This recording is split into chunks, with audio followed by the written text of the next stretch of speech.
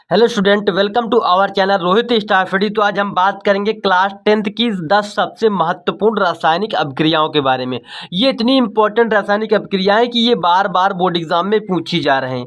क्या होता है जब केवल रासायनिक समीकरण लिखना है। यहाँ पे जो पूछा जाता है, इसमें क्या होता है जब आपको बोर्ड एग्जाम में क्वेश्चन आता है तो वहाँ पे ये पूछता है कि क्या होता है जब हम सोडियम बाइकार्बोनेट या खाने के सोडा को क्या करते हैं, गर्म करते हैं। देखिए, खाने का सोडा और सोडियम बाइकार्बोनेट दोनों एक ही चीज है। ये इसका रासायनिक नाम है। ये जनरल नेम क्या है उसका, खाने का सोडा, और रासायनिक नेम क्या है उसका रासायनिक नाम क्या है, सोडियम बाइकार्बोनेट। तो ये लिखा हुआ है सोडियम बाइकार्बोनेट CaNaHCO3। तो ये है सोडियम बाइकार्बोनेट। जब इसको हम क्या करते हैं, गर्म करते हैं। गर्म का मतलब हीट दी जा रही है, हीट का मतलब ऊष्मा, इसको डेल्टा से प्रदर्शित कर देते हैं। जब इसे हम गर्म करेंगे, ये पहली रिएक्शन है हमारी, तो गर्म करेंगे तो क्या बनेगा, पहले Na2CO3 सोडियम कार्बोनेट बनेगा सबसे पहले। फिर उसके बाद आपको क्या H2O प्राप्त होगा और कार्बन डाइऑक्साइड गैस रिलीज होगी। तो ये आपका बहुत इंपॉर्टेंट रासायनिक अभिक्रिया है। कभी कभी ये पूछ लेता है कि जब सोडियम बाइकार्बोनेट को गर्म करते हैं या खाने के सोडे को गर्म करेंगे तो वो क्या क्या रिलीज करेगा। तो वहाँ पे आप गर्म करेंगे तो पहले तो Na2CO3 मिलेगा, फिर आपको H2O मिलेगा, फिर कार्बन डाइऑक्साइड मिलेगा। तो आपको H2O को ध्यान रखना कि ये जल का होता है। इसको क्या कहते हैं, जल का समीकरण कहते हैं। इसे जल का रासायनिक समीकरण कहते हैं। और ये कार्बन डाइऑक्साइड का CO2 गैस है। गैस है इसीलिए इसका सिंबल क्या है, ऊपर और ऐसे हुए उड़ रही है, मतलब गैस ऊपर उड़ जाती है, ये मान के चलना है आपको। तो चलिए इसी प्रकार देख लेते हैं दूसरे क्वेश्चन को। तो दूसरा क्वेश्चन क्या कह रहा है, दूसरा क्वेश्चन कहता है सोडियम कार्बोनेट तनु हाइड्रोक्लोरिक अम्ल से अभिक्रिया करता है। क्या होता है जब सोडियम कार्बोनेट का मतलब समझते हैं, आपको मैंने यही बताया ना, सोडियम कार्बोनेट है Na2CO3, और ये किसके साथ, तनु हाइड्रोक्लोरिक अम्ल के साथ। तनु हाइड्रोक्लोरिक मतलब HCl के साथ, हाइड्रोक्लोरिक अम्ल का मतलब HCl के साथ अभिक्रिया करेगा तो क्या बनाएगा, सबसे पहले NaCl बनाएगा। NaCl का मतलब होता है साधारण नमक। जो आप घरों में नमक यूज करते हैं ना, वही नमक आपका है NaCl, साधारण नमक, ये जान लीजिए। अब साधारण नमक बनेगा, उसके बाद क्या बनेगा, उसमें कार्बन डाइऑक्साइड नाम की गैस उत्पन्न होगी और जल आपका प्राप्त हो जाएगा H2O। तो कितना आसान तरीका है आपको है, जब आपने इसको सोडियम बाइकार्बोनेट या खाने के सोडा को गर्म किया तो आपको क्या पड़ा, मिला सोडियम कार्बोनेट बना। तो सोडियम कार्बोनेट के बाद जल भी मिला है आपको और कार्बन डाइऑक्साइड भी मिला। इसी प्रकार यहाँ पर भी जब आपने इसका NaHCl के साथ अभिक्रिया करवाया, सोडियम कार्बोनेट का हाइड्रोक्लोरिक अम्ल के साथ करवाया, तो अभिक्रिया में आपको नमक मिला, साधारण नमक मिला। और कभी कभी ये भी पूछेगा कि साधारण नमक कैसे प्राप्त किया जाता है, तो आपको बताना होगा सोडियम कार्बोनेट और तनु हाइड्रोक्लोरिक अम्ल के साथ अभिक्रिया करके हमें क्या मिला, साधारण नमक प्राप्त हुआ है। ठीक, उसके साथ आपको कार्बन डाइऑक्साइड भी मिलेगी और आपका H2O जल भी मिलेगा। ठीक, तो ये आपका लिक्विड हो गया। अब आपके पूछा जाएगा सबसे ज्यादा पूछा जाने वाला क्वेश्चन 2011, 12, 13, 14, 15, 16, 17, 18, 19, 20, अगर ये आगे आने वाले बोर्ड एग्जाम के हिसाब से बार बार पूछे जाने वाले क्वेश्चन, योगात्मक अभिक्रिया क्या है, इसके 2 उदाहरण दीजिए। तो योगात्मक अभिक्रिया वो अभिक्रिया है, देखिए इधर साइड जो हमारे होते हैं उनको क्या बोलते हैं, अभिकारक बोलते हैं ना, अभिकारक क्या बोलते हैं, अभिकारक। और ये अभिकारक क्या होते हैं, इधर साइड बनता है आपका उत्पाद। उत्पाद का मतलब प्रोडक्ट होता है। देखिए यहाँ पर आपने 2 चीज मिलाई और बनी कितनी चीज, एक ही चीज। 2 चीज मिलाई आपने, बना एक चीज, इसको को कहते हैं योगात्मक अभिक्रिया। आपने समझ में आया आपको ये चीज बात कि जब हम 2 अभिकारक या 2 से अधिक भी हो सकते हैं, उनको आपस में हम संयोजित करते हैं या उनसे रिएक्शन करवाते हैं, तो वहां पर केवल एक ही उत्पाद का निर्माण होता है। तो यही योगात्मक अभिक्रिया होती है। आप इसको बता सकते हैं 2 या 2 से अधिक अभिकारक केवल एक उत्पाद का निर्माण करते हैं, आपका योगात्मक अभिक्रिया हो जाएगा। इस प्रकार H2O2 ले लेना, 2H2O ले लेना, ये आपका जल के लिए हो जाएगा। उसी प्रकार यहाँ पर भी लेना। देखिए गौर से, ये रिएक्शन बैलेंस रिएक्शन नहीं है। देखिए यहाँ पर इसका गुणा करेंगे तो ये 2 दूना 4 हो जाएगा, तो H तो 4 बार है पर यहाँ पे H केवल 2 बार, तो यहाँ पे 2 और लिखना पड़ेगा। ठीक, इस प्रकार ये बैलेंस भी हो जाएगी। और यहाँ पे C+O2 कार्बन डाइऑक्साइड, कार्बन और उसके बाद ऑक्सीजन को मिलाकर कार्बन डाइऑक्साइड उत्पाद प्राप्त किया गया। तो कितना आसानी से ये समझ में आ रहा है। ये आपकी रिएक्शन नंबर 3 हो गई। अब चलिए चौथी नंबर देख लेते हैं। तो देखिए ये बहुत बार पूछी जाने वाली रिएक्शन है कि एसिटिक अम्ल से मेथेन कैसे प्राप्त करेंगे। एसिटिक अम्ल का सबसे पहले आप फार्मूला बताइए मुझे कमेंट बॉक्स में, जल्दी से बताइए। जिसको पता है बता दीजिए, नहीं तो मैं उसको बाद बताने वाला हूँ आपको। और यहाँ पे 2012, 13, 14 और 16 और 20 में आ चुका है क्वेश्चन आपका। तो यहाँ पे देखिए पहला एसिटिक अम्ल का फार्मूला देखिए CH3COOH। यहाँ पर आपका कौन सा समूह है, कौन सा कार्बनिक समूह है जिसके जरिए बनाया गया है। CH3COOH इसको क्या कहते हैं, इसको कौन सा समूह बोलते हैं, तो ये आपको कमेंट बॉक्स में बता देना है। तो इसको क्या कहते हैं, एसिटिक अम्ल बोलते हैं। ठीक, एसिटिक अम्ल इसको बोलते हैं CH3COOH, एसिटिक अम्ल। और यहाँ पर इसके साथ किसके साथ अभिक्रिया होता है, अम्ल से मेथेन कैसे प्राप्त करेंगे। तो मेथेन प्राप्त करने के लिए आपको सबसे पहले एसिटिक अम्ल की अभिक्रिया किससे करवानी होगी, एसिटिक अम्ल की अभिक्रिया NaOH सोडियम हाइड्रोक्साइड से करवानी पड़ेगी। सोडियम हाइड्रोक्साइड से जब भी आप करवाएंगे तो सोडियम एसीटेट आपको प्राप्त होगा। सोडियम एसीटेट का फार्मूला क्या होगा आपका, आपको केवल और केवल जो ये Na है, सोडियम है, ये यहाँ पर H को हटा के रख देनी है। H को हटा दीजिए और यहाँ पे Na रख दिया, बिल्कुल सेम, कोई दिक्कत है नहीं है। और उसके बाद वही H को आपको यहाँ पर लेना है H2O, तो आपका क्लियर हो गया, जल मिल गया। तो यहाँ पर तो हमारा मेथेन प्राप्त नहीं हुआ। अब इसके बाद भी जो प्राप्त हुआ है हमें ये, इसमें हमको क्या मिला देना है, इसमें हमको फिर NaOH का फिर से मिश्रण करना है। और उसके बाद हमें यहाँ पर उत्प्रेरक का यूज करना है CaO, कैल्शियम ऑक्साइड का प्रयोग करना है और गर्म करना है। तो यहाँ पे CH3COONA क्या है, सोडियम एसीटेट है। अभी मैंने बताया ना, सोडियम एसीटेट से फिर इसके साथ रिएक्शन करेंगे तब जाके हमारी मेथेन प्राप्त होगी।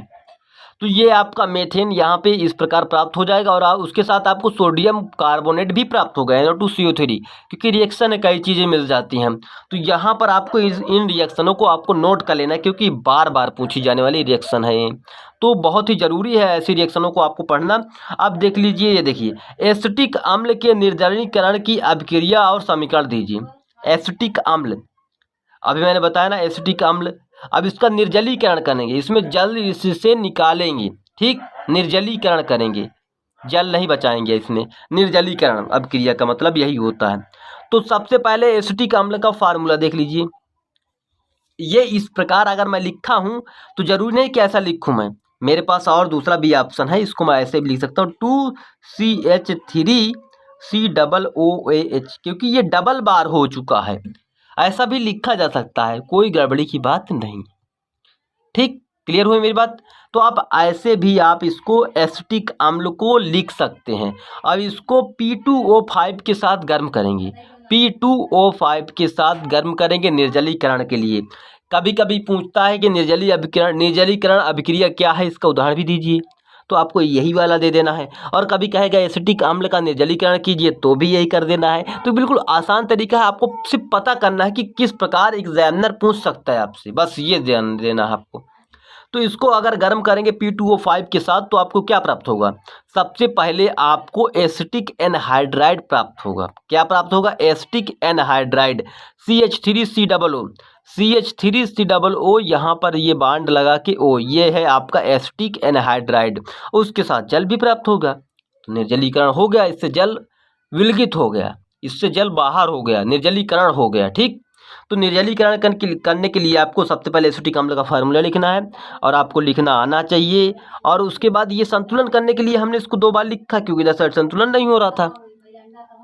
और उसके साथ हमने P2O5 के साथ गर्म किया। ये उत्प्रेरक होता है, उत्प्रेरक का मतलब अभिक्रिया को दर बढ़ाते हैं या कम करते हैं, दोनों काम कर लेते हैं। जैसे हमारे गाड़ी है, गाड़ी के अंदर गियर होता है ना, गियर कम करने से कम भी हो जाएगी, स्लो भी हो जाएगी गाड़ी, या गियर ज़्यादा करने से गाड़ी तेज भी हो जाएगी। उसी प्रकार ये उत्प्रेरक जो होते हैं, अगर ये ज़्यादा मात्रा में होंगे, अपने मतलब उत्प्रेरक बढ़ाने वाले होंगे, तो बढ़ेगा अभिक्रिया की दर, मतलब अभिक्रिया जल्दी जल्दी हो जाएगी। ठीक, और यदि आप कहेंगे कि इसमें मतलब उत्प्रेरक कम अच्छा यूज करेंगे, तो वो उत्प्रेरक का अभिक्रिया कम भी देगा, कम बहुत समय लगेगा आपका।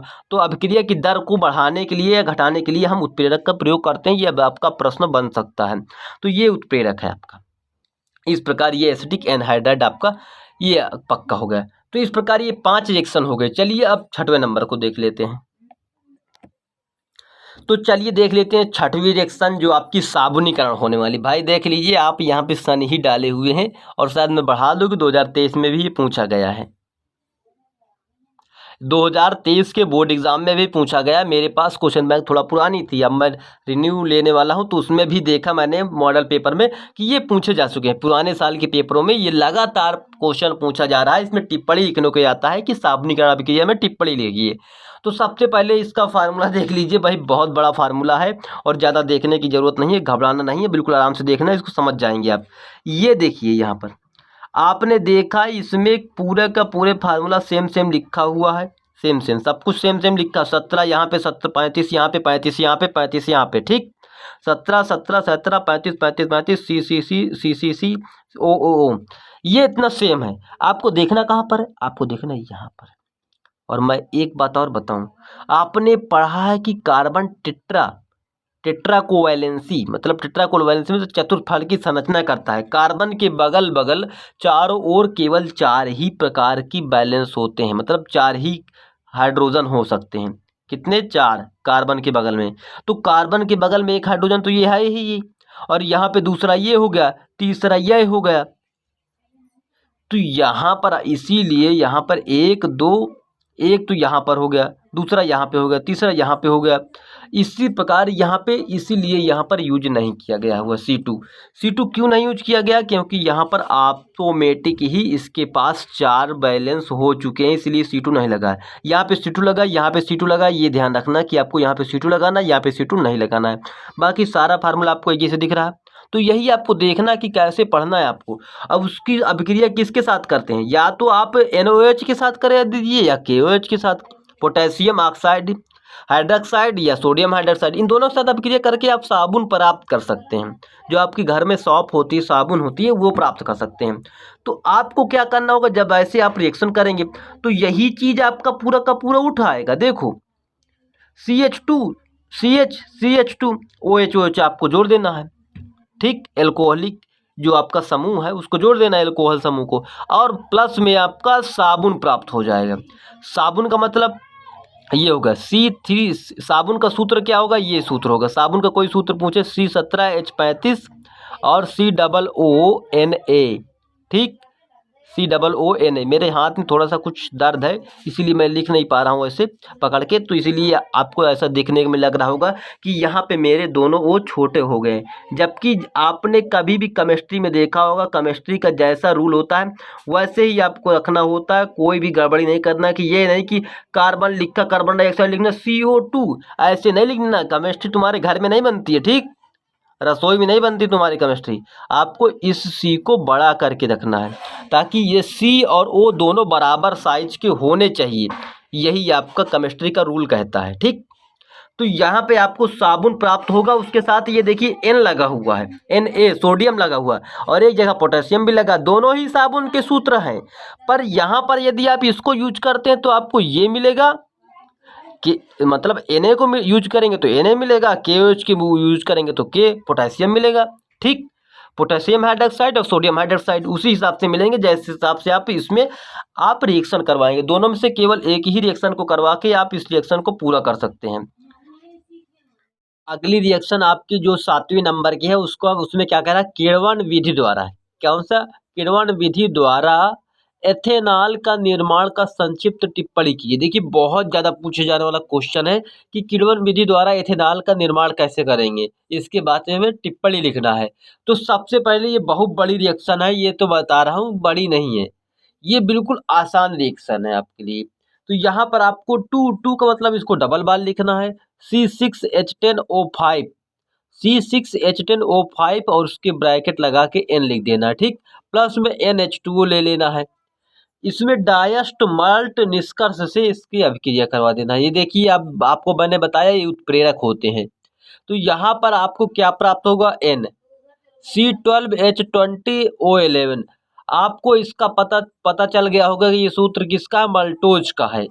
किसका है? माल्टोज का। माल्टोज मतलब यही ग्लूकोज जिससे प्राप्त किया जा सकता है, ये माल्टोज का सूत्र है। C12H22 और O11। तो ये मल्टोज में अब क्या करेंगे, जल का फिर से अभिक्रिया करवाएंगे।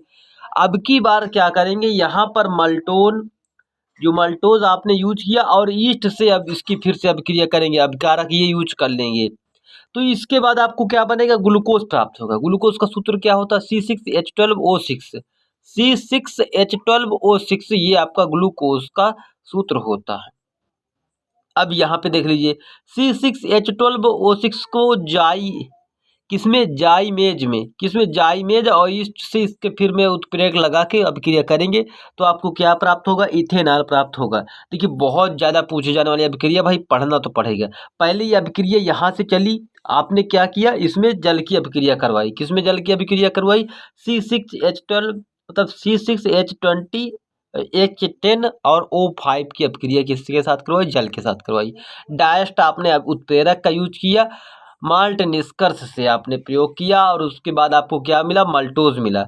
मल्टोज मिलने के बाद उसको जल के साथ अभिक्रिया करवाना है, जल के साथ ईस्ट के साथ मल्टोज लगाकर अभिक्रिया करना, ये उत्प्रेरक होते हैं। इसके बाद आपको ग्लूकोज प्राप्त होगा। ग्लूकोज को आपको लाइमेज से, किसमें, लाइमेज से और ईस्ट से आपका अभिक्रिया कर देना उत्प्रेरक लगा के, आपको क्या प्राप्त हो जाएगा, आपका वही किण्वन विधि द्वारा जो आपका इथेनॉल प्राप्त हो जाएगा। ठीक, इथेनॉल और कार्बन डाइऑक्साइड भी आपको प्राप्त होगा। तो यही सूत्र होता है आपका इथेनॉल का, किसका, एथेनॉल का। तो ये इस तरह आप किण्वन विधि द्वारा आप प्राप्त कर सकते हैं। देखिए रिएक्शन थोड़ा बड़ी हो सकती है, पर इसको बार बार लिखने से आपको ये आसान भी हो सकती है। ये बिल्कुल आसान हो सकती है अगर आप बार बार इसका प्रयोग करते हैं तो। चलिए अब 8वीं रिएक्शन क्या कहती है, एथेनॉल का से एथेनोइक अम्ल या एसिटिक अम्ल। एसिटिक अम्ल, एथेनोइक अम्ल दोनों एक ही बात है। देखिए ये एथेनोइक का मतलब क्या होता है, ये आपका रस, एसिटिक अम्ल आपका जनरल नेम है और ये आपका IUPAC नेम है। ठीक, इसीलिए इस प्रकार लिखा। तो आप इससे कभी ये भी पूछ सकता है और ये भी पूछ सकता है। तो एथेनॉल से, एथेनॉल का मतलब C3 क्या होता है, CH3CH2 और OH, यही आपका एथेनॉल होता है। एथेनॉल से क्या प्राप्त करना है आपको, एसिटिक अम्ल कैसे बनाएंगे ये विधि जानना है। तो ये विधि आपका क्या होगा, CH3CH2COH। देखिए एक कार्बन दो कार्बन, दो कार्बन को क्या होगा, एथ हो जाएगा। तो इस OH जुड़ा है, OH मतलब एल्कोहल समूह है, तो एथेनॉल, एथेनॉल को एथिल एल्कोहल भी कह सकते हैं। ठीक, ये इसका जनरल नाम होता है, ये इसका IUPAC नेम होता है। ठीक, इसकी अभिक्रिया ऑक्सीजन से करवाएंगे, O से, केवल O से ऑक्सीजन से करवाएंगे और ऑक्सीजन डबल बार ले लेंगे। मतलब ये आपको बैलेंस करना होता है, इसलिए दो लिख दिया जाता है। इसका पोटेशियम पर मैग्नेट से आप इसकी अभिक्रिया करवाएंगे, KMnO4 से। ठीक, और NaOH इसका उत्प्रेरक होगा। तो देखिए ये उत्प्रेरक है, ये जो यूज किया जा रहा है इसको बोलते हैं उत्प्रेरक। अभी बताया ना, ये गेयर है, ये गाड़ी का गेयर होता है ना कि बढ़ाया घटाया जा सकता है, उसी प्रकार ये उत्प्रेरक भी होते हैं। तो यहाँ पर आपको प्राप्त क्या होगा, CH3COONA। ठीक, ये आपका प्राप्त होगा। ये आपको सूत्र मालूम होगा, ये सूत्र किसका है। अब इसके बाद इसमें जल की अभिक्रिया फिर मिलेंगे। डाइल्यूट का मतलब होता तनु HCl का प्रयोग करके अभिक्रिया करवाएंगे, आपका एथेनॉल से एथिल एल्कोहल मतलब एथेनॉल प्राप्त हो जाएगा या एसिटिक अम्ल प्राप्त हो जाएगा। ठीक, सबसे पहले क्या करना है, पहले आपको लेना है किसको, एथेनॉल को। एथेनॉल को एथिल एल्कोहल भी कहते हैं, तो एथेनॉल को एथिल एल्कोहल भी कहते हैं। और इसी एथिल एल्कोहल की अभिक्रिया हम ऑक्सीजन से करवा देते हैं। KMNO4 और NaOH का उत्प्रेरक का प्रयोग करके हम क्या प्राप्त कर लेते हैं, CH3COONA। ठीक, उसके बाद हम जल भी उसके साथ मिला करके और तनु, डिल्यूट का मतलब होता है तनु HCl का प्रयोग करके, हाइड्रोक्लोरिक अम्ल का प्रयोग करके हम क्या प्राप्त कर सकते हैं, एथेनॉल अम्ल प्राप्त कर सकते हैं। ठीक, कौन सा, एथेनोइक अम्ल प्राप्त कर सकते हैं। वही तो मैं सोच रहा हूँ गलत है यहाँ पे, एथेनोइक अम्ल हम प्राप्त कर सकते हैं, इसको एसिटिक अम्ल भी कहते हैं। ठीक, एथेनोइक अम्ल आपका IUPAC होता है, क्योंकि ओइक जोड़ा जाता है ना जब एथेनोइक होता है, तो जो भी आपके कार्बोक्सिलिक समूह के होते हैं। अब यहाँ पे आपकी सिम्ट अभिक्रिया क्या है, ये आपको पूछा गया है, कई बार पूछा गया, 14 में, 15 में, 16 में, 17 में। ठीक। और आगे भी आने के चांस है, तो आप पढ़ लीजिए इसको। सिम्ट अभिक्रिया क्या है, इसमें क्या कहता है, एसिटिक अम्ल और हाइड्रोजोइक अम्ल, किसको, हाइड्रोजोइक अम्ल और एसिटिक अम्ल का अभिक्रिया सांद्र H2SO4 मतलब सांद्र सल्फ्यूरिक अम्ल के साथ, किसके साथ, सांद्र सल्फ्यूरिक अम्ल के साथ अभिक्रिया करवा के हम क्या प्राप्त कर लेते हैं, CH3NH2 CH3NH2 तथा कार्बन डाइऑक्साइड और N2 gas, nitrogen gas, carbon dioxide gas प्राप्त कर लेते हैं। तो ये आपकी सिम्ट अभिक्रिया होती है। आपको इसको पूरी तरीके से अच्छी तरीके से याद कर लेना है, बहुत आसान है। देख लीजिए कि मैं 10 बता रहा हूँ, 10 में से आपको बोर्ड एग्जाम में देखने को जरूर मिलेगी। यदि आपकी बोर्ड एग्जाम में आती है तो एक ना एक आपसे पूछी जरूर जाएगी। तो चलिए अब देख लेते हैं 10वीं नंबर, सबसे लास्ट नंबर होने वाला है। यदि इसमें अच्छा लगेगा तो आपको बहुत अच्छा लगेगा। देखिए ये बहुत अच्छी रिएक्शन हो सकती है। यदि आपका इसका चाहिए तो आप हमारे टेलीग्राम को ज्वाइन कर लीजिए, वहाँ पर आपको ये PDF में मिल जाएगा। वहाँ पर भी रोहित स्टार स्टडी नाम से है, वहाँ पे ज्वाइन कर लीजिए। वहाँ पे आपकी इसका PDF भी या फोटो मैं उसका सेंड कर दूंगा, ताकि आपको ये चीज़ लिखना ना पड़े, आपके मोबाइल में सेव रहे। तो एथेनोइक या एथिल एल्कोहल कैसे बनाएंगे, एथेनोइक या एथिल एल्कोहल कैसे बनाएंगे, एथेनोइक और एथिल एल्कोहल की अभिक्रिया CH3COOH, इसको तो बोलते हैं एसिटिक अम्ल। एसिटिक अम्ल की अभिक्रिया एथिल एल्कोहल से कराते हैं। एसिटिक अम्ल, एथिल एल्कोहल, इन दोनों की आपस में अभिक्रिया करके क्या प्राप्त होगा ये जानना है। तो यहाँ पे एस्टर प्राप्त होगा। तो यहाँ पे अभिक्रिया में आपसे ये भी पूछ सकता है कि एस्टर को कैसे प्राप्त किया जा सकता है। तो एस्टर को प्राप्त करने के लिए आपको एसिटिक अम्ल, एथिल एल्कोहल का प्रयोग करके सांद्र H2SO4 में मतलब सांद्र सल्फ्यूरिक अम्ल का प्रयोग करके आप क्या प्राप्त करते हैं, एथिल एसीटेट या एस्टर का प्राप्त कर सकते हैं। एस्टर को, यही एस्टर होता है। एस्टर का मतलब होता है C मतलब R+COOR, ये होता है आपका एस्टर का फार्मूला। तो उसी फार्मूले के जरिए आपका प्राप्त हुआ है। तो आर यहाँ पे एल्किल समूह है। आपको इसके बारे में जानकारी ना हो तो मैं इसका भी एक वीडियो बनाऊंगा, जिसमें बताऊंगा आपको कि कैसे IUPAC नेमिंग करते हैं बहुत ही बड़े बड़े चीज़ों का। कैसा भी आ जाए IUPAC नेम, आप गलत ना करें, ऐसा मैं बताने वाला हूँ। तो चलिए मिलते तब तक के लिए, जब तक मिलते हैं नेक्स्ट वीडियो में, तब तक के लिए जय हिंद जय भारत।